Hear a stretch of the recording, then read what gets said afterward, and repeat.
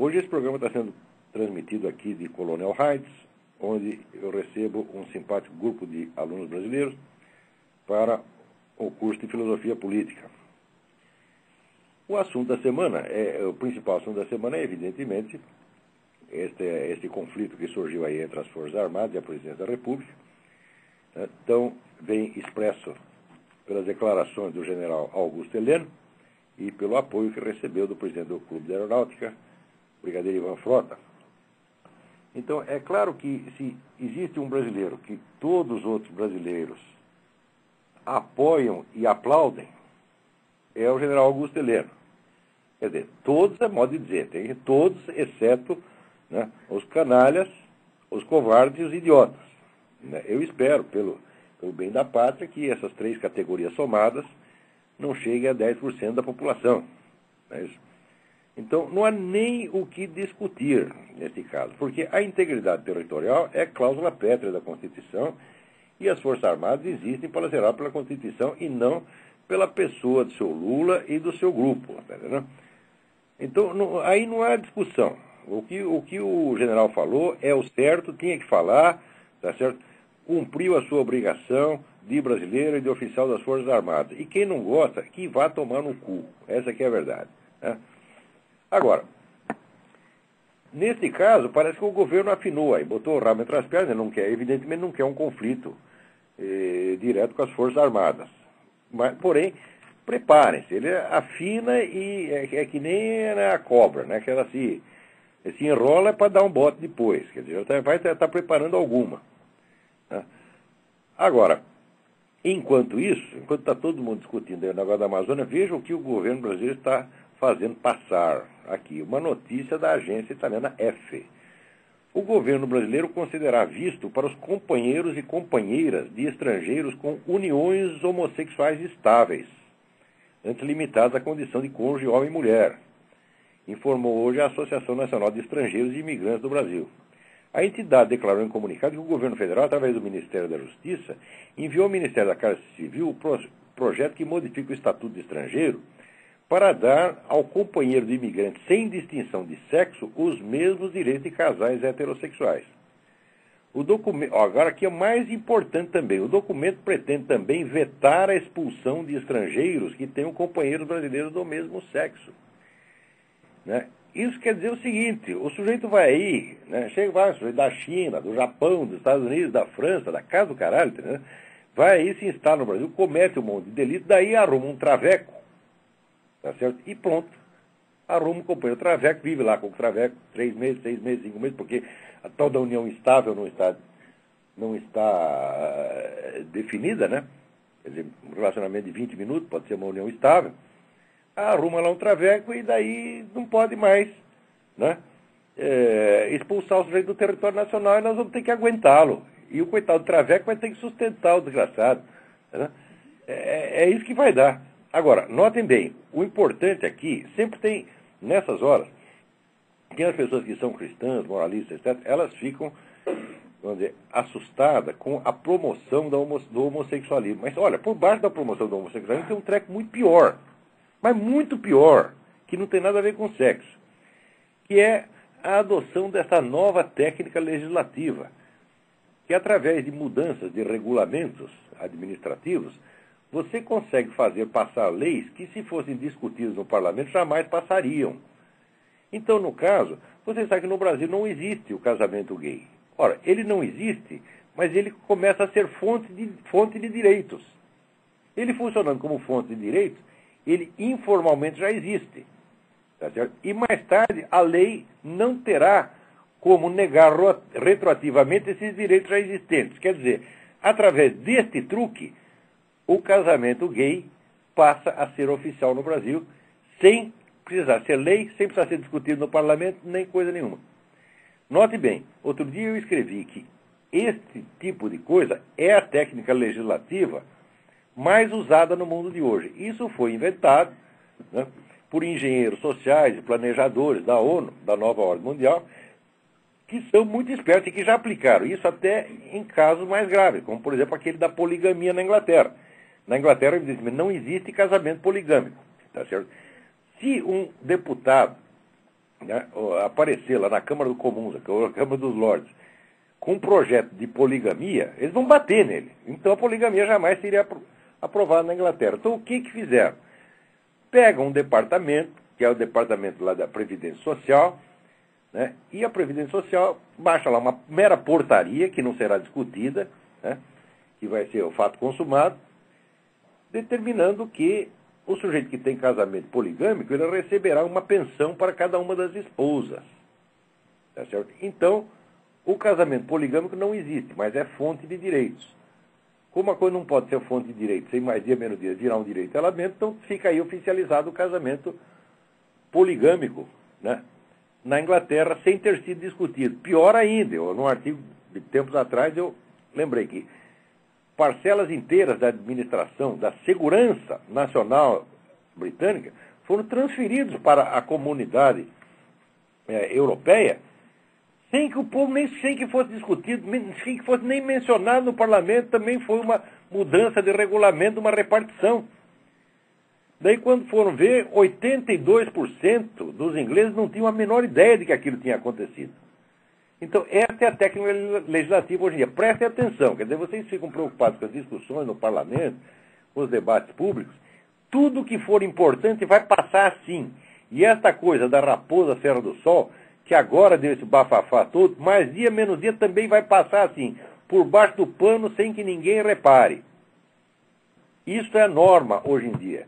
Isso quer dizer que o sujeito falar de democracia, na situação atual, quer dizer, de uma democracia, chamada democracia de massas, onde os burocratas e administradores decidem tudo, tá certo? É uma palhaçada, não tem mais democracia nenhuma. Vamos ver que tem alguém na linha aí? Alô? Olavo? Alô? Alô, Olavo? Quem é? Aqui é o Luiz Guilherme de Campinas, tudo bom? Não ouvi o seu nome. Luiz Guilherme de Campinas, tudo Luiz bom? Guilherme, tudo bem? Tudo bem. Eu estou ligando só para duas coisinhas rápidas. Eu queria, como tem muita gente de Campinas ligando, eu queria avisar que tem um grupo que eu participo chamado Vigilância Democrática, que é um grupo mais ou menos aos moldes do canal da Democracia Representativa, que tem dois objetivos. A curto prazo, a gente quer desacelerar o avanço comunista, né? Parar é impossível. E a longo prazo, tentar influenciar a cultura brasileira de maneira a, junto com o senhor e com outros grupos, tentar mudar isso que está acontecendo. Então, eu queria Muito bem, vão em frente, parabéns. Eu queria pedir para o pessoal aqui da região entrar no nosso site, que é www.vigilanciademocratica.org, e entrar em contato com a gente para ajudar a gente nessa tarefa. Muito bem, tem todo o meu apoio, vai em frente. E eu queria pedir também para o senhor comentar sobre os dois homens corajosos da semana, né? Que é o general Heleno e o Papa, que foi lá na ONU, falou umas verdades, além de ter batizado um muçulmano. Eu queria que você comentasse tanto do Papa quanto do general Heleno, que defendeu as fronteiras nacionais. Acabei de falar do general Heleno, do Papa vou falar daqui a pouquinho. Ok, obrigado. Obrigado eu. Agora aqui, o Luiz César Andrade me manda aqui um e-mail dizendo o seguinte, que o artigo 5º da Constituição Federal, que diz que inciso 23, que diz que a propriedade atenderá à sua função social, que de fato isso é um truque, que com isso o nosso sistema legal confere a esses grupos de interesse legitimidade para tomarem a posse de terras de jeito honesta por meios violentos, truculentos e desonrosos. Mas o artigo, você tem toda a razão, Luiz César, o artigo foi feito exatamente para isso. Né? Quer dizer, a lei já faculta o exercício do crime. Agora, os métodos de mudança legislativa e política que os caras têm hoje são de uma sutileza e de uma malícia que dá vontade de bater. Você vê, por exemplo, quando o governo Fernando Henrique começou a dar dinheiro para o MST, tá certo? Sem que o MST tivesse existência jurídica, qual é a consequência disso? Quer dizer, não é só que é uma coisa ilegal, você dá dinheiro do governo, dinheiro do contribuinte, para uma entidade que não existe. Acontece o seguinte, como a entidade não existe, ela não precisa passar recibo. Ela não tem responsabilidade sobre o dinheiro que ela recebe. Quer dizer, não pode ser processado se fizer mau uso do dinheiro. Ou seja, esse é um dinheiro que o governo dá e não pode pedir satisfações. Mais recentemente, o seu Lula isentou as centrais sindicais de fiscalização pelo Tribunal de Contas. O que é isto, meu filho? O que significa isto? Não é só o problema do dinheiro, não. O problema é que você está criando, vamos dizer, uma nova estrutura de poder que está acima do Estado, à qual o Estado tem que servir. Isto foi exatamente o que se fez na Rússia com os sovietes.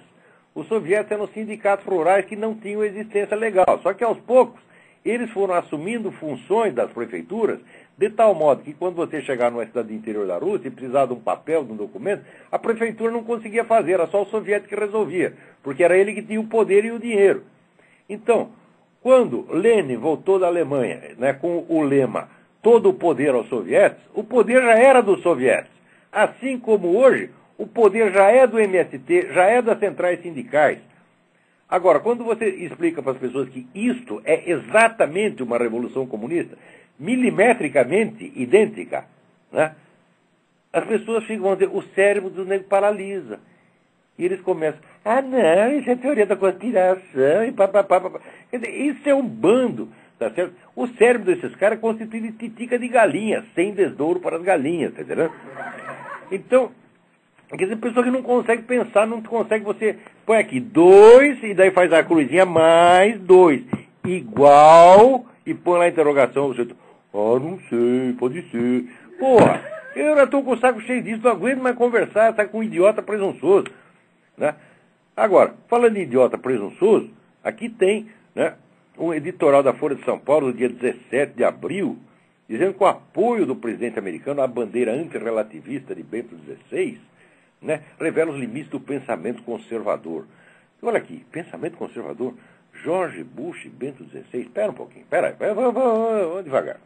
Eu, quando quero saber o que é o pensamento conservador, eu vou ler a National Review, eu vou ler o American Spectator, eu vou ler o Human Events, eu vou ler os jornais, revistas do pensamento conservador. E daí eu fico sabendo o que os conservadores pensam. Do mesmo jeito, né, que se eu quiser saber o que a esquerda soft está pensando, eu tenho que ler o New York Times, eu tenho que ler, quer dizer, eu tenho que perguntar para o sujeito qual é a opinião dele, eu não posso inventar a minha opinião. Agora, se você pegar todos os conservadores americanos, todos, sem exceção, pergunta para eles, George Bush é conservador?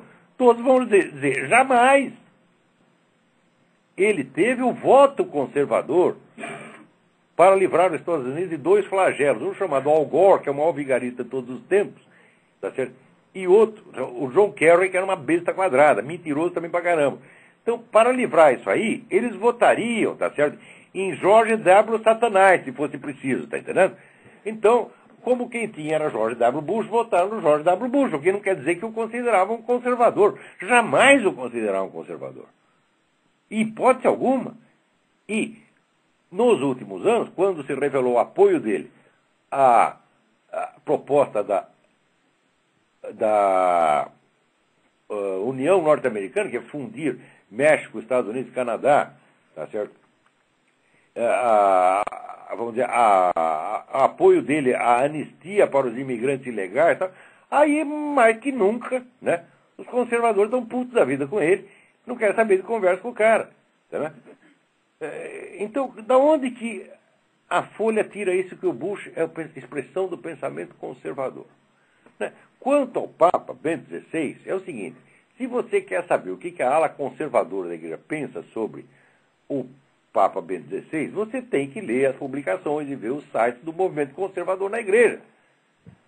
Tá certo? Então, esse site se divide em 2 tipos. Um que diz, olha, não confiamos nesse indivíduo, mas ele é o Papa, então nós vamos obedecer.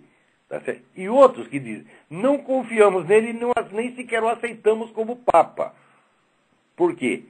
Ele escreveu, tem certos escritos dele de outras épocas que são escritos, francamente, heréticos. Então, como a eleição de um herege para Papa não é válida, eles concluem que o Bento XVI não é nem Papa.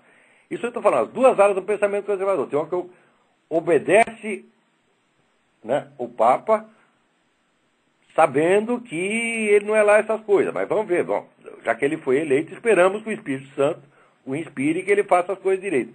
E o outro que nem confia e nem obedece. Isso é o que a ala conservadora pensa sobre Bento XVI. Então, George Bush e Bento XVI, só são conservador para a Folha de São Paulo. Por que a Folha de São Paulo faz isso? Porque é próprio da esquerda inventar o seu adversário à imagem e semelhança daquilo que interessa à própria esquerda. Quer dizer, ela seleciona a direita que lhe interessa, tá certo? E é essa que ela passa a combater.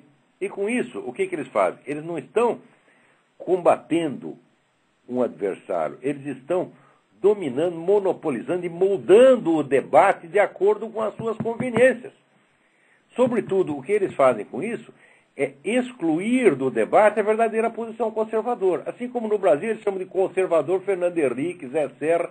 Fala, meu Deus do céu, Zé Serra, tá certo? É mais marxista-leninista do que Marx e Lenin somado. Tá certo? Você tem um comunistão fanático. Tá certo? Mais ainda, por exemplo, as Forças Armadas, o Zé Serra odeia mais Forças Armadas do que todos os comunistas jamais odiaram. Todo mundo sabe disso. Agora, o Zé Serra vira o pensamento conservador. Fala, que palhaçada é essa? Esse é o pensamento conservador que interessa para o PT. Tá certo? Então você pega o sujeito que está um pouquinho menos à esquerda do que você, e essa passa a ser a única direita legítima. Né? E os caras que são direita mesmo, não têm direito a voz e voto. É jogado na lata e lixo da história. Vamos lá, quem é? Alô? Alô, Olavo? Sim. Olavo, aqui é o Davi Carvalho de Belo Horizonte. Davi de Carvalho, tudo bem? Tudo bem. Eu queria saber o seguinte, eu lembro que uma vez o senhor no bate-papo com o Yuri falou sobre as chances de surgir algum gênio literário no Brasil. E é o seguinte, surgiram alguns gênios em sociedades completamente decadentes do passado. E, assim, eu gostaria de saber qual que seria as chances de aparecer algo assim no Brasil e mesmo, sei lá, nos Estados Unidos decadentes. Acho que ele não pode aparecer em qualquer lugar. Se aparecer algum, eu dou um conselho para ele. Fuja! Vá para a Zâmbia! Vá para a Serra Leoa! Vá para algum lugar decente, não fique aí. Porque o que está acontecendo no Brasil não é uma decadência, é um fenômeno muito esquisito. É um fenômeno de que os debates públicos, a totalidade dos debates públicos, hoje em dia é falsificada. Não se debate. Agora, por exemplo, agora mesmo estava dando exemplo, vamos dizer, dessas grandes modificações estruturais que são feitas por meio de meras medidas administrativas sem que ninguém fique sabendo, ninguém discute. Enquanto isso, a totalidade da mídia está discutindo outra coisa. Quer dizer, virou o reino da desconversa universal. Dentro disso, todo mundo fica idiota. As pessoas ficam fracas. Eu vou te dar um exemplo. Por exemplo, o general Augusto Heleno, grande homem, grande brasileiro, homem sério, tá certo? Ele está percebendo que tem um treco errado. Então, o que ele diz? A política indigenista do governo é caótica. E o caótica coisa nenhuma, é uma política muitíssimo bem calculada para desmantelar o Brasil e subjugar o Brasil à ONU. Não é caótica coisa nenhuma. Agora, ele parte do princípio de que somos todos patriotas e todos queremos interesse nacional, só que uns querem defender de um jeito e o presidente quer defender do outro. Então, o que ele está? Ele não está podendo ou não está conseguindo enxergar a gravidade total da coisa. Ou se ele enxerga, ele não quis levantar o debate em público. Porque o fato é que essa coisa da Raposa Serra do Sol, isso é crime de alta traição. Isso é para tirar o sujeito da presidência a pontapé. Um chute no meio do cu é que tinha que fazer com esse sujeito imediatamente. Quer dizer, o cara quer desmembrar o território, meu saco. O que é isso, porra? E isso é para discutir educadamente? Ah, aqui discutir educadamente nada. Então, o general foi lá e disse a coisa com meias palavras. E no Brasil todo mundo discute a coisa com meias palavras. Então ninguém tem a medida certa do que acontece. Tá certo? Então virou o reino geral do eufemismo e as pessoas tomam o eufemismo como realidade. Eu vou te dar um exemplo, outro exemplo que agora mesmo eu estava comentando. Você lembra quando o Lula foi lá, comungou sem confessar, cometeu um sacrilégio, acabou de cometer o sacrilégio, declara que é homem sem pecado. Quer dizer, dois pecados um atrás do outro, quer dizer que ele não tem nenhum. Né? Quer dizer, o sujeito ofendeu brutalmente a igreja, tá certo? E daí o cardeal lá do Rio de Janeiro, do Zé Bruchard, o que faz? Ah, ele não é católico, ele é caótico. Pô, caótico caralho, eminência. O sujeito é sacrílego, o sujeito é um inimigo. Ele está excomungado, diga a verdade. Isso é excomunhão automática. Agora, o cardeal não pode ter a mesma medida. Então, o pessoal, os fiéis, não ficam sabendo a verdadeira gravidade do que aconteceu. E no Brasil, todas as discussões são assim. Então, resultado, o que você tem é um total deslocamento entre a linguagem pública e a situação de fato. Neste ambiente, nenhuma inteligência pode prosperar. O mais inteligente tiver QI 270, vai ficar imbecil também. Porque o cérebro humano, ele depende da informação com que você o alimenta. Se toda a informação, toda ela está truncada, está atenuada, está alterada, o sujeito vai ficar burro, você vai ficar deslizando em cima, patinando em cima da realidade sem poder andar. Então, se você é inteligente, meu filho, saia correndo, vá para algum lugar onde pelo menos você tem informação, onde você fique sabendo o que está acontecendo. Aqui nos Estados Unidos, é de mentiroso, mas aqui você consegue saber as coisas. No Brasil é impossível. Mas, bom, e aquele que, porventura, pegar digamos, um programa de estudos e sabe ler inglês e acompanha as notícias no exterior, ele vê que o que está acontecendo aqui no Brasil é uma palhaçada e ele vive amado. Não é tão fácil. Você não pode isolar uma alma do ambiente cultural total. Para fazer isso, você precisa ser um super-homem. Precisa ser uma seta. Você está entendendo? Quer dizer, esse é um desafio interior. Veja que eu o enfrentei 40 anos atrás, quando a situação não estava nem um centésimo do que está hoje. E sofri como um cão. Então eu vejo com a situação hoje, tá certo? Que sou gente tem uma vontade de ferro, sou o nego mais persistente que eu conheço, tá certo? Chego a ser obsessivo, tá certo? Eu aguentaria hoje falar, não, eu pediria pinico, tá certo? Porque hoje, se você começa a pensar umas coisas diferentes, você não tem nem com quem conversar. As pessoas, e se for conversar, a pessoa não entende o que você está falando. Pois olha, se explicar mais claro do que eu me explico, com toda a experiência que eu tenho, com 40 anos de jornalismo em língua portuguesa nas costas, né? Explico tudo direitinho, as pessoas não entendem, saco. Agora você imagina um jovem de 18 anos, né, tentando conversar com a namorada, ela já começa a olhar ele esquisito, tá certo? E daí... isso aí, eu sei como é que é. Você sabe como que é. O negócio é fogo, não é brincadeira, não. Bom, eu tenho uma pergunta final. Ela pode ser meio cabeluda. Eu não sei sozinho, isso não dá, Davi. O que tem que fazer é o seguinte. Se você conseguir formar grupos de pessoas afins, daí você pode se fortalecer. Mas acontece que no Brasil, veja o tamanho do Brasil, né? Se você pudesse reunir as pessoas, você pega as pessoas de maior talento e que tem maior sinceridade, você vê mais pureza de intenção, etc. Reúne essas pessoas para que se fortaleçam. Só que é o seguinte, um está no Pernambuco, está no Rio Grande do Sul, está no Amazonas e não tem dinheiro para se juntar, porra. Você veja, uma vez eu fiz um estudo com os meus alunos no Rio de Janeiro de quais eram os fatores que fomentavam esses grandes surtos culturais do passado. O fator número 1, tá certo? Era a convivência direta entre as melhores pessoas. Como aconteceu, por exemplo, em Viena, ou na Universidade de Paris na Idade Média. E como aconteceu no Brasil, no Rio de Janeiro, no Brasil dos anos 30 e 40, que era realmente a cidade maravilhosa. Todo mundo convergia para lá. Né? Você veja a história, por exemplo, comovente do meu falecido amigo Herberto Salles, tá certo? Que escreveu lá um esboço de romance e mandou para o Aurélio Buarque de Holanda, no Rio de Janeiro. O Herberto Salles morava no interior da Bahia, né? E mandou esse romance para o Aurélio Buarque de Holanda, que era um sujeito já famoso. Então, o Aurélio leu aquilo e disse, venha para cá, meu filho, venha para o Rio de Janeiro.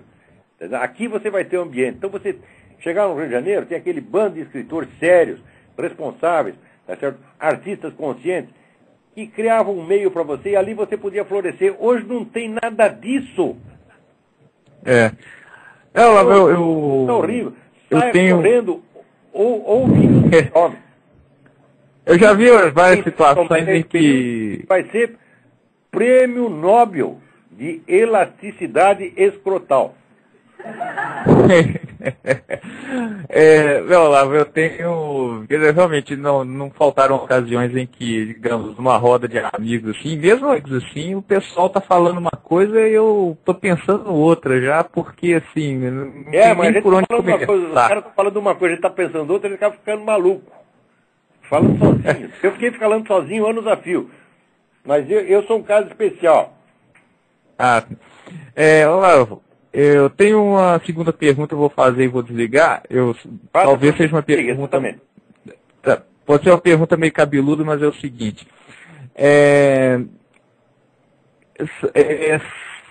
Tem o Duns Scotus na Idade Média lá. Ele fez uma obra mais ou menos contemporânea a São Tomás de Aquino. E muitos dizem que essa obra do Duns Scotus ela é, digamos, um início de heresia e que ela se desvia da visão da igreja. Eu vi o Mário Ferreira dos Santos diz que ela é complementar a São Tomás de Aquino. Também acho. Eu queria que o senhor desse uma comentada nisso, não, porque realmente eu vi uma visão de algum grupo católico, sincera, opinião sincera de que o Duns Scotus seria algo herege. O senhor poderia comentar isso, por favor? Obrigado e tchau. Vamos ver se eu consigo explicar isso aqui em 5 minutos. Né? Bom, a principal diferença entre Santo Tomás de Aquino e Duns Scotus é que, para Santo Tomás de Aquino, as essências dos entes são essências das espécies. E a diferença de um ser, de um exemplar dessa espécie para outro, é uma diferença física e numérica. Ao passo que John Duns Scotus admite a existência de uma essência individual, que ele chama esseitas. Quer dizer, não é só a essência da espécie, é a essência do indivíduo. Eu digo, olha, as duas perspectivas são possíveis, e elas, de certo modo, se complementam. Né? John Duns Scotus dizia que se não existisse a essência individual, a salvação da alma seria impossível. E eu acho que ele não estava errado, não. E nunca houve, de fato, um confronto efetivo entre essa ideia dele e Santo Tomás. Então, eu acho que é melhor tirar o melhor proveito dos dois. Né? O John Duns Scotus, quando chamaram ele Doutor Sutil, tinha toda razão, porque, de fato, é um sujeito capaz de perceber assim, nuances que, por pouco, ninguém percebe. Tá entendendo? Mas ele sabe notar isso. É um grande filósofo, é um gigante da filosofia e é um membro da igreja e só ajudou a enriquecer o pensamento cristão. E quem acha que é herege, já vai lamber sabão, vai. Ele está querendo procurar heresia aí, que é isso? Peraí, tem mais alguém na linha aí? Alô? Você tem tanta heresia por aí, tá heresia sobrando, você ainda tem que ficar procurando. Boa noite, Olavo. Boa noite. Ricardo. Ricardo? Isso, de São Paulo. Tudo bem? Tudo bem? Olavo, eu ia te perguntar de filosofia, mas não adianta, vamos deixar para outro dia. A Revolução Comunista, ela me inculca mais. Olavo, falando estrategicamente, onde você acha, porque você estava comentando até agora há pouco, né, da dificuldade de você organizar um movimento que queira ter uma dimensão política num determinado pensamento e tal. Mas onde você acha, nessa revolução que esse pessoal está montando hoje, onde você acha que estão os principais focos ainda de resistência no país? E como é que esses focos eles podem ser trabalhados estrategicamente para segurar um pouco a velocidade desse movimento? Foco de resistência somos nós. Mesmo espalhado pelo território nacional. Tem poder, tem dinheiro, tem organização política, tem coisa, e somos nós. Não é uma resistência política, é simplesmente uma resistência existencial e humana. Que esse é um direito que os caras não podem nos tirar. Você está entendendo? Que eles podem nos forçar até a obedecer, mas a respeitá-los não. Tá certo? No nosso coração nós sempre vamos estar repetindo, esses caras são uns bosta, nós não os respeitamos, tá certo? Eles podem até nos mandar pro gulag, fuzilar, quer dizer, pode dominar o nosso corpo. A nossa mente, a nossa alma, não. Essa é a única resistência que existe, a resistência da alma humana. Eu entendo, Olavo, mas, por exemplo, como é que você vê o judiciário brasileiro, o exército brasileiro hoje em meio a tudo isso? Olha, já faz 3 anos que eu estou fora daí, tá certo? Eu acompanho as coisas até onde eu posso, por informações que o pessoal me envia, recebo muita carta e tal. A minha capacidade de diagnosticar aí é limitada, e ela diminui a cada dia. Né? Uhum. Mas eu acho que, por exemplo, esse episódio aí do negócio do Raposo Serra do Sol foi o aglutinador das Forças Armadas. Os caras perceberam primeiro. Eles tomaram consciência de que eles têm força, de que eles podem calar a boca do presidente da República. Mas se eles podem fazer, eles podem fazer muito mais. Tá certo? Segundo, é importante reparar que no Brasil, da minha experiência brasileira, eu vivi 58 anos nesse país, estudei coisa pra caramba aí. Eu só encontrei verdadeiro patriotismo entre os militares, porque eles têm consciência histórica. Eles contam a história do Exército, sabe que a história do Brasil começa na Batalha de Guararapes, a história do Brasil é a história do Exército Brasileiro. Quer dizer que o coeficiente de patriotismo entre os militares é enorme, incalculavelmente maior do que entre os civis. E eles têm consciência disso e se sentem um pouco isolados por isso. E daí uma certa desconfiança com relação ao elemento civil. Tá certo? Então, muitas vezes, eles mesmos não se dão conta do seu próprio valor. Sim. Não, quer dizer, com toda essa campanha de difamação que teve contra as Forças Armadas, que inventaram crimes inexistentes, até inventaram crimes inexistentes para sujar a reputação das Forças Armadas, que foi uma coisa covarde, filha da puta, canalha, que eu vi os caras inventando essas coisas, meu Deus do céu, né? Pessoas que eu conhecia, que eu sabia que a pessoa morreu de velho na Europa, está lá na lista das vítimas da ditadura, eu vi isso aí com meus próprios olhos, pô. É uma coisa nojenta o que fizeram, tá certo? Então, Olavo, será que já tem muitos ferolas lá? Será que já tem muitos ferolas? Peraí, eu mesmo vou me confundir, peraí. O ferola. O ferola, o ferola, que foi naquele congresso da Bolívia. Pois é, mas aí eu vou chegar aí, peraí, exatamente. Tem muitos? Vai lá, continua, Olavo. De tanto levar porrada por um lado, daí por outro lado a esquerda chega com oferta de um pseudo-nacionalismo constituído apenas de anti-americanismo. Tá certo? E aquele negócio de tanto apanhar, né? Você leva um afago, você cede. Então a esquerda usou com as Forças Armadas essa dupla técnica. Uma porrada e um queijo, um choque e um queijo. E muita gente nas Forças Armadas, inclusive o Brigadeiro Ferola, caiu nessa. Gente boa, honesta. Nunca duvidei que fossem pessoas honestas. Tá certo? Mas cai nessa conversa. Agora, com esse episódio da Raposa Serra do Sol, eles talvez tenham a chance de perceber quem é o verdadeiro inimigo. Porque o problema aí não é Departamento de Estado, não é Estados Unidos, chama-se Nações Unidas. Tá certo? E Nações Unidas é a mesma que quer desmantelar o território brasileiro, é a mesma que quer dissolver os Estados Unidos num negócio chamado União Norte-Americana. México, Canadá e Estados Unidos. É a mesma. Então, se você fica com um negócio de anti-americanismo, você fica batendo naquele que seria o seu aliado, enquanto isso o inimigo vem e come os dois. Eu espero que as nossas Forças Armadas tomem consciência de que é isso que está acontecendo. Mas eu não posso garantir que vão tomar. Espero que sim. Agora, o patriotismo desses caras jamais duvidei. Alguns dos melhores brasileiros que eu conheci estão nas Forças Armadas. Eu tenho muitos amigos. Outra coisa, ainda tenho algumas esperanças. Tem que falar que nem o Bolsonaro nesse discurso maravilhoso aí. Me mostre lá um coronel, um capitão do tempo da ditadura militar que saiu de lá rico. Eu lembro que naquele tempo tinha o ministro Andreasa, que era ministro das Obras Públicas, todo mundo dizia que o Andreasa metia a mão no dinheiro público. Todo mundo falava isso. No meio jornalista, todo mundo falava isso. Quando o cara morreu, a família não tinha dinheiro para enterrar o fulano. Tiveram que fazer a coleta para enterrar o coronel. É isso aí, Olavo. Eu vou desligar. Ó, só deixa eu te dar uma boa notícia, viu? De vez em quando tem uma boa notícia. O Alaor Café foi aposentado compulsoriamente. Ah, que maravilha, que maravilha. Eu acho que algumas pessoas já tinham que ser, né, aposentados previamente, quando nasce. Primeira chupeta, que meu filho, sua primeira chupetinha e sua aposentadoria. É isso aí, Olavo. Um abraço meu e dos seus amigos lá do Largo São Francisco, viu? Um abração, obrigado. E tchau, parabéns pela saída do Alaor Café. Falou. Agora, peraí, tem mais alguém aí? Eu quero ler aqui uma obra magna do Hélio Schwartzman, vocês não me deixam comentar.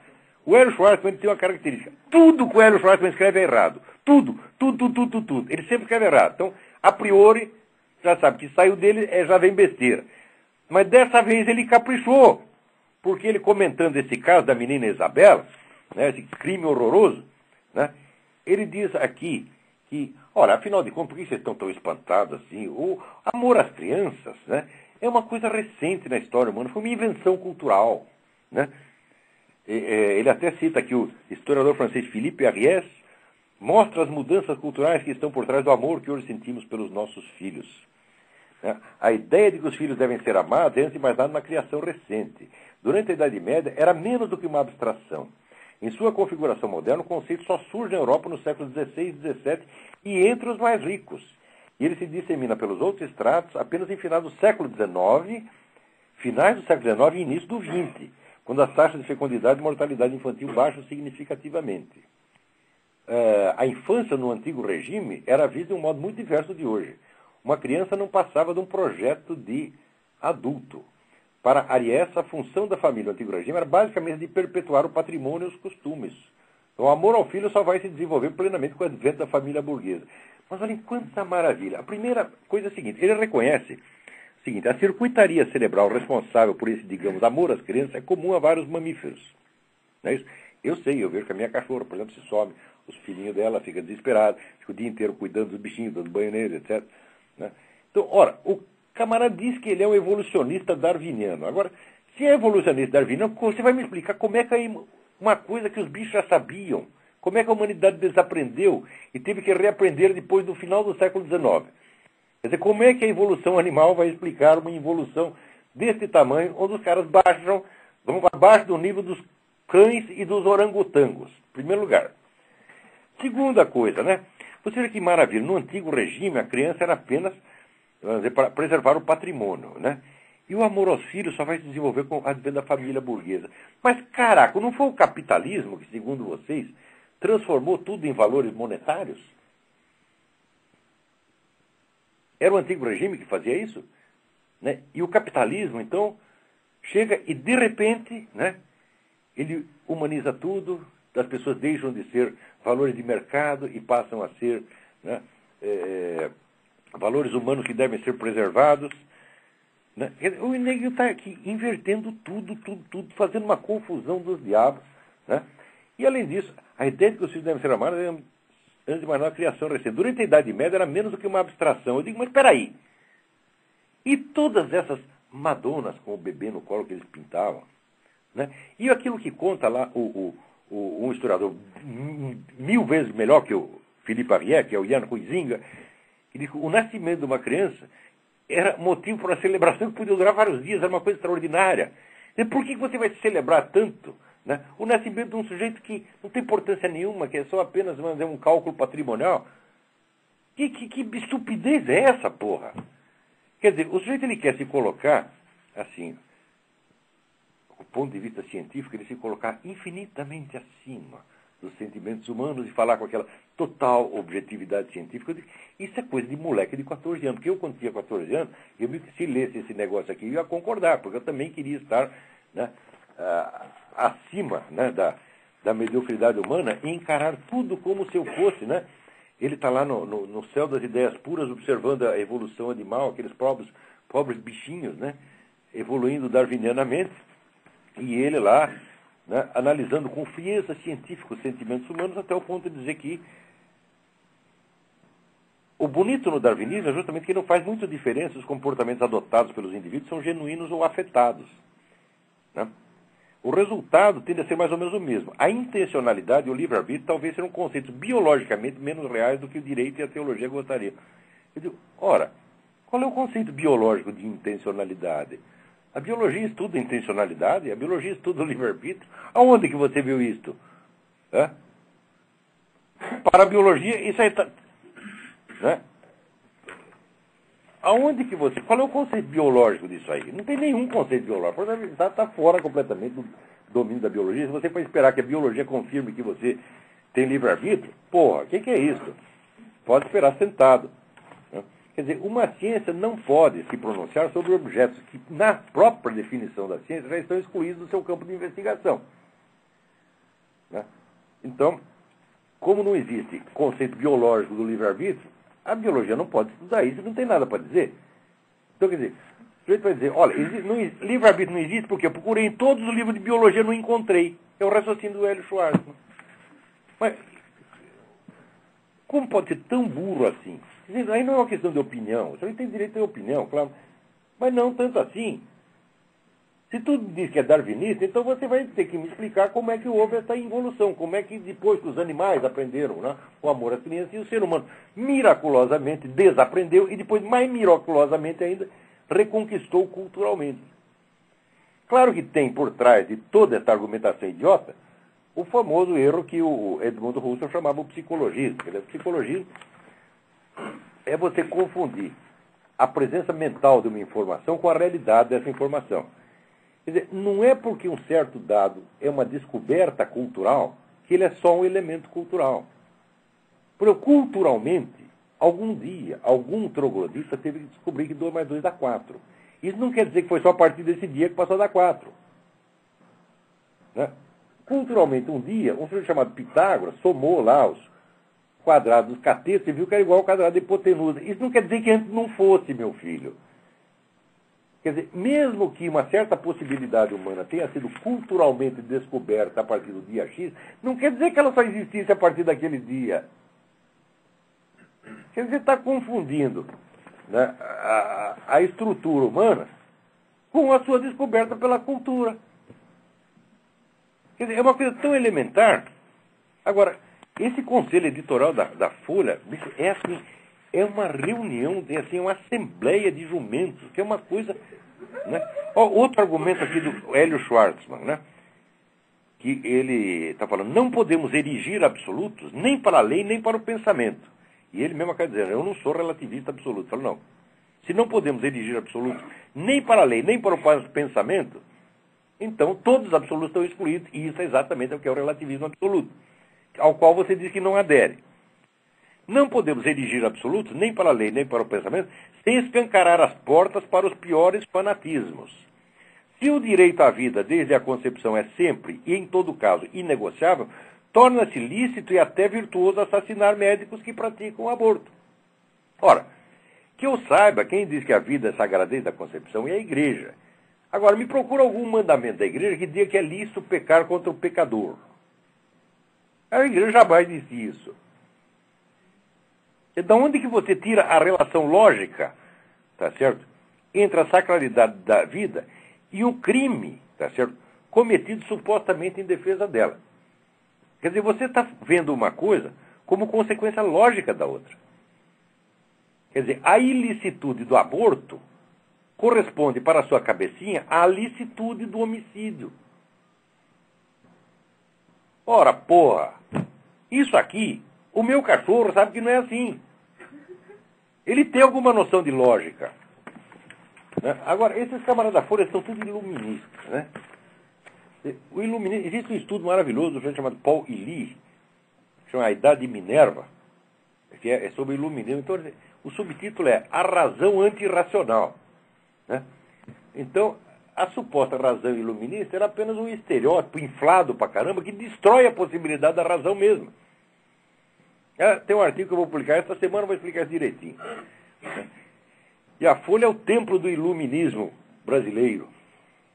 Agora, aqui tem um debate muito interessante, aqui não tem nada a ver com isso, mas no site, grupo de discussão A-Albionic, apareceu uma coisa que eu gostaria de lembrar a você. Tem coisas que são tão óbvias, e tão conhecidas, que a gente nunca pensa nelas. Né?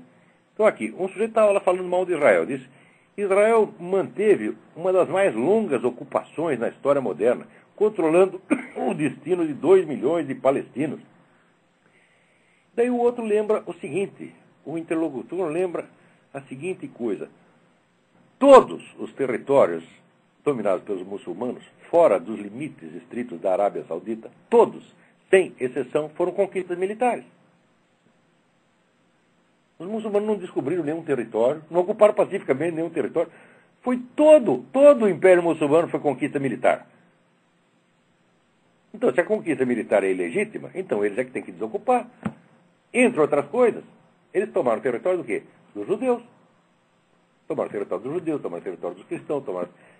território dos hindus, etc. Então isso aí, seja você pró-Islã ou anti-Islã, isso aqui é um fato histórico e não tem como negar.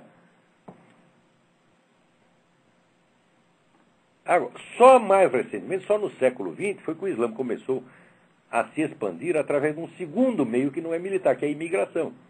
Mas a imigração é calculada como um instrumento de ocupação também. Então, quer dizer, por que só o Islã pode ocupar militarmente os lugares e Israel não pode? O que é isso, porra? Mas é uma coisa tão óbvia. Pô, eu mesmo que estudei isso anos a fio, nunca tinha lembrado de pensar isso. Não existe território islâmico fora da Arábia Saudita que não tenha sido ocupação militar. Isso abrange até a Europa. Se não tivesse expulsado os caras de lá, eles estavam até hoje.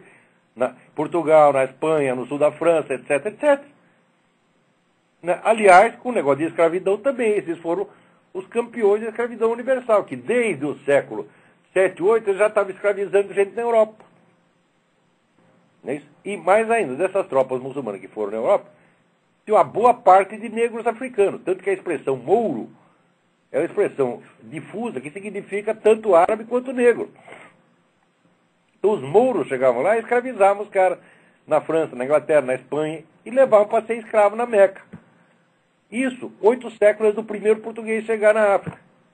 Agora, depois apareceram a Europa, que é a grande força escravizadora. Então só falta. Tem cara que diz até que os Estados Unidos é o campeão da escravidão. Quer dizer, por que nós somos obrigados a engolir essas loucuras todas, né, e responder educadamente? Né? Ora, porra. Né? Agora, tem aqui uma carta muito interessante do Vinícius Oliveira. O que o senhor pensa a respeito de certas soluções totalizantes para a civilização universal? Antes no Brasil só se conhecia o comunismo e o nazifascismo, mas hoje, em termos de fragmentação, começa a despontar no universo underground da internet, em pequenos sites e blogs, uma miríade de propostas totalizantes para salvar o mundo. E eu acho que tem que internar todos os seus autores. O sujeito para mim falou em solução global. Você fala solução global, eu saco do meu rolo de papel higiênico. Porque eu sei que vem merda por aí. Ninguém tem capacidade para solução global, para coisa não. A solução é local e limitada por definição. A solução do que quer que seja. Agora, no Brasil, todo mundo tem que ter no mínimo um projeto de Brasil. Você é candidato a vereador em São Tomé das Letras. O que pergunta para ele? Qual é o seu projeto de Brasil? Quer dizer, o que é isto? Né? Quer dizer, a ideia de soluções globais é a base do pensamento totalitário. Quer dizer, o que é um totalitarismo? É um projeto total que abrange todos os setores da vida humana. É uma coisa que ninguém tem o direito de fazer e ninguém tem o direito de querer fazer. E se você quer buscar a solução, busca a solução para o seu problema. Tá entendendo?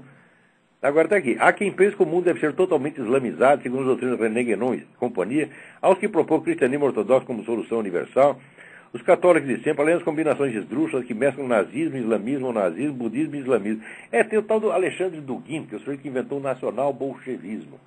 O nacional-bolchevismo junta comunismo, fascismo, né, islã e a direita católica, e junta tudo isso e diz, vamos ferrar com os Estados Unidos.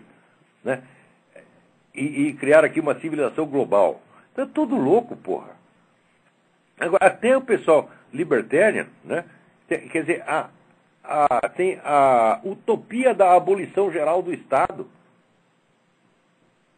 E o que é tudo isso, minha gente? É mentalidade revolucionária. A característica da mentalidade revolucionária: inventar um futuro maravilhoso e interpretar a história anterior à luz desse futuro maravilhoso. Como se tudo estivesse se encaminhando para lá. Esse futuro jamais chegou, jamais chegará, por definição, porque quanto mais você se desloca no tempo, mais o futuro vai indo para frente junto com você. Tá certo? Que nem a cenoura de burro. Então, a estrutura do pensamento revolucionário é uma cenoura de burro. Você vai para frente, a cenoura vai mais ainda. Tá certo?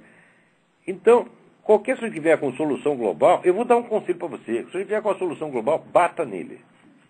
Não é uma solução global, mas é uma solução local perfeitamente eficiente. Peraí, tem alguém aí na linha. Alô, quem é? Olavo? Eu? Opa, Olavo, oi, tudo bem? Tudo bem? Eu vou sair um pouquinho do assunto, que eu fiquei com uma dúvida, né? Pertinente aqui, eu acho que o senhor é a única pessoa que poderia me tirar essa dúvida. Vamos lá. A física que é chamada física quântica, ela vai contra o princípio de o princípio do terceiro excluso? Claro que não. Claro que não. Nenhuma contradição observada no terreno dos fatos tem nada a ver com os princípios lógicos. Nada. O universo está cheio de contradições. Cheinho. Sim. Contradições, polaridades, etc. Como é que um fato pode abolir uma relação lógica? Isso é de uma estupidez. Eu já li muita gente falando isso. A física quântica abole o princípio de identidade terceiro excluso. Mas como? Para você poder expressar essa contradição, para você poder pensá-la, você precisa do princípio de identidade terceiro excluso. A lógica é uma ciência de relações formais que expressa a estrutura da possibilidade. Todos os fatos existentes, para existir, têm que ser possíveis. Então, nenhuma relação lógica pode ser impugnada por nenhum fato observado.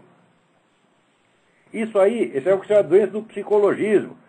Leia Edmund Husserl, As Investigações Lógicas. É um dos livros mais difíceis que eu já vi, mas é um livro altamente recompensador. Você ficar um ano... Olha, tem uma introdução das investigações lógicas, que tem lá umas 200 páginas. Se você ficar um ano lendo isso, vai te vacinar contra tanta besteira, mas tanta que você nem imagina. Eu praticamente não vejo o sujeito abrir a boca para lançar nenhuma teoria nova que já não esteja lá impugnada pela crítica do Edmund Husserl ao psicologismo, que eu acho, até onde vão os meus conhecimentos, é a refutação mais bem feita que alguém já fez de alguma coisa, porque ele não deixa escapar aspecto algum. Então, isso que o sujeito diz, que a física quântica impugna o princípio de identidade terceiro excluso, isso já está explicado de antemão. Antes que o idiota pensasse essa porra, nem tinha física quântica ainda, Edmundo Husserl já tinha explicado que isso é uma impossibilidade pura e simples. E se o sujeito vem com essa conversa, a resposta é aquela: vai tomar no cu. É isso aí, Olavo. Uma segunda pergunta e eu vou desligar. Em relação, uma vez eu vi no Orkut um debate sobre a questão dos princípios filosóficos da existência de Deus, do princípio ontológico e do princípio das 5 proposições de São Tomás de Aquino apresentadas, né? E da crítica, né? Muita gente discordando da crítica que Tomás de Aquino colocava contra o princípio ontológico. Só que lendo Mário Ferreira dos Santos, eu fiquei impressionado na síntese, né? Que ele colocava na questão desses dois princípios, né? Às vezes ele excluir um ou outro, ele conseguiu colocar, né, esses princípios, um complementando o outro.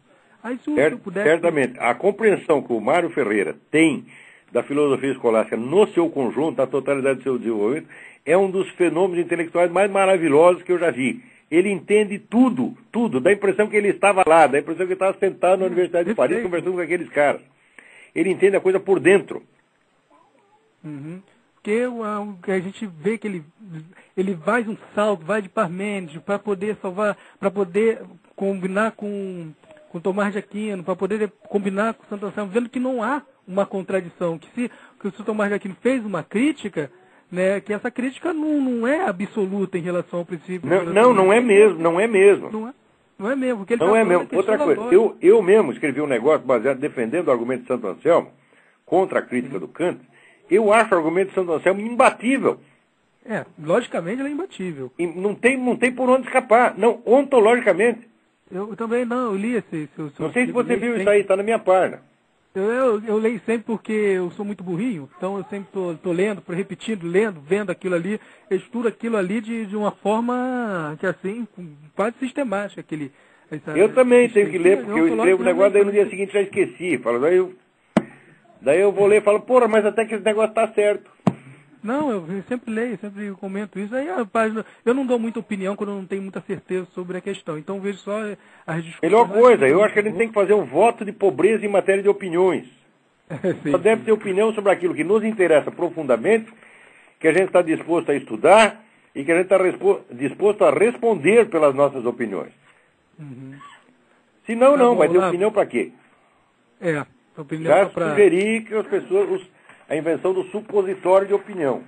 Tá certo? A opinião é... Ele compra a cápsula vazia na farmácia, põe a opinião lá dentro e já sabe o que fazer. A opinião, na verdade, é o campo comum da mediocridade intelectual, na verdade. É isso mesmo, é isso mesmo. Muito obrigado, Olavo. Obrigado eu esqueci de me apresentar, sou o Leonardo. Você sempre quando eu mando e-mail pro senhor, antigamente você tinha mais tempo para responder, eu agradeço. O negócio aqui está bravo, são centenas de e-mails por dia. Mas está muito bom, assim. Obrigado pela sua participação.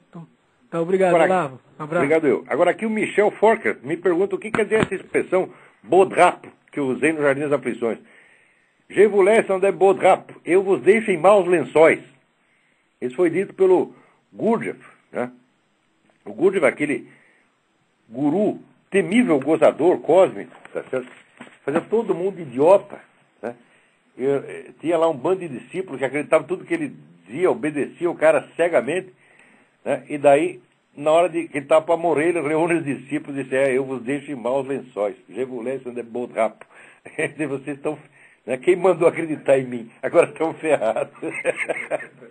E aí esses caras são os gurus do mundo moderno. Ai, meu saco. Falando nisso, peraí, tem mais um telefonema. Vamos ver se dá tempo de atender. Alô? Alô, Olavo? Eu? Aqui é Dante, de Caruaru, Tudo bem, Dante? Nós vemos acompanhando o seu trabalho desde a época que você fazia cursos e publicações sobre astrologia. Sim. E vemos no seu site que você elege como gurus alguns autores de base metafísica e pressupõe que você certamente já tenha lido os livros ou algumas obras do próprio italiano Júlio Evola. Partindo do entendimento de autores como Júlio Evola, René Guénon, Fritjof Schuon e outros afins, como é que você fala hoje em nome de uma direita ou em nome de uma perspectiva conservadora, diríamos, se essa escolha viria inexoravelmente por baixo, ou seja, em cima de concepções democráticas, à medida em que esses autores, da qual você, de certa forma, já deve ter colhido subsídios, entende que a solução nunca poderia vir de baixo e sim de cima, particularmente no caso do Júlio Evola, que defende um resgate da religião tradicional do Império Romano. Como é que, em poucas linhas, no tempo que nos resta aí, você poderia falar sobre isso? Desligo aqui, ok? Muito interessante a sua pergunta. Mas, em primeiro lugar, quando eu digo que o sujeito é meu guru, quer dizer que eu aprendi muita coisa com ele. Não quer dizer que eu siga todas as suas recomendações. Mesmo porque a pluralidade, como diz a Bíblia, a variedade dos conselheiros é que leva à sabedoria. Tá certo? Então ali você vai ver que tem gurus de índole muito diferente. Tá certo? Você tem lá o Ludwig von Mises e o René Guénon, tá certo? Você tem o padre Lonergan e o Júlio Evola, tá certo? Eu aprendi com todos eles, tá certo? Ok. Incorporar todas essas lições, né, me permite, às vezes, tirar algumas conclusões e ensinar, mas não me permite primeiro falar em nome de uma direita, eu só falo em meu próprio nome. Não tem nenhuma direita pelas minhas costas. Né? Se tiver e quiser que eu fale em nome, por favor, pague primeiro. Tá certo? Se eu falar em nome, né, custa algum dinheiro. Está pensando que eu vou falar em seu nome, né, de graça? Ora, vá a merda. Né? Então, eu falo em meu próprio nome porque eu pago o meu próprio trabalho, tá entendendo? Então, isso é somente a minha visão das coisas. Eu pretendo que ela tenha uma validade objetiva e, para isso, forneço as provas quando possível. E, quando é o caso de dúvida, eu digo, não sei. É só isso. Eu não estou ligado a nenhuma corrente política. E, note bem, hoje quem está sendo influenciado pelo Júlio Evola é o tal do Alexandre Duguin, que é um maluco total. Aliás, o Júlio Evola também era um maluco total. Era um grande gênio e é um dos caras que mais entenderam essa coisa da alquimia, profundamente. Mas... o cara queria restaurar o Império Romano, acabar com a cristandade. Ele é maluco, porra. Tá certo? Num dos seus artigos, você que está no seu site, você fala basicamente que existe hoje 4 grandes movimentos no mundo. Se a memória não me traz, seria alguma coisa em torno da globalização. 4 seria processos de globalização, né? a globalização, teria o islamismo, teria o socialismo, e parece-me que teria um caso em nome dos Estados Unidos, que seria como não o imperialismo yankee, como é colocado aqui pela mídia da esquerda, mas seria, vamos dizer assim, a tradição cristã, capitalista, como entende a cultura americana com a sua formação jesuítica. A pergunta que eu lhe faço é, a maioria desses grupos, você bem falou que não existia um poder centralizado, não existia uma unidade política, e sim movimentos atomizados, isolados. Eu sempre tenho distinguido muito bem o que é o islamismo como movimento e fato do homem e o que é o Islã. A pergunta que eu lhe faço é, partindo do pressuposto que a tradição islâmica é a única que se mostra viva do ponto de vista do seu arcabouço doutrinário, do ponto de vista das suas fontes estarem ainda legítimas, a sociedade... Eu acho que o cristianismo está inteiro. Socialmente ele está inteiro? Eu acho que o judaísmo está inteiro, eu acho que o hinduísmo está inteiro. Quer dizer, esse privilégio islâmico eu não reconheço de maneira alguma, não. Porque Cristo, quando veio, ele não reconheceu o Estado romano, ele não tinha uma solução social, parece-me que ele só tinha uma solução individual. Cristo não tinha solução global. Jamais ofereceu uma solução global. Olha, você está dizendo, muitos são chamados de poucos escolhidos, ele já está dizendo, a priori, não há solução global. Tá? Há solução para alguns, que quiserem. Se o próprio Cristo, né, limitou a esfera da sua ação àqueles que a aceitavam voluntariamente e de coração, por que vai qualquer tecnocrata bunda aí da ONU dar solução global? Né? Quer dizer, seja inspirado pelo globalismo, pelo islamismo, pelo socialismo, pela América, qualquer coisa. Veja, a proposta americana, vale a pena espalhar a proposta americana para o mundo? Claro que não. Também é outra solução global. Nós vamos implantar a democracia, né, americana na China.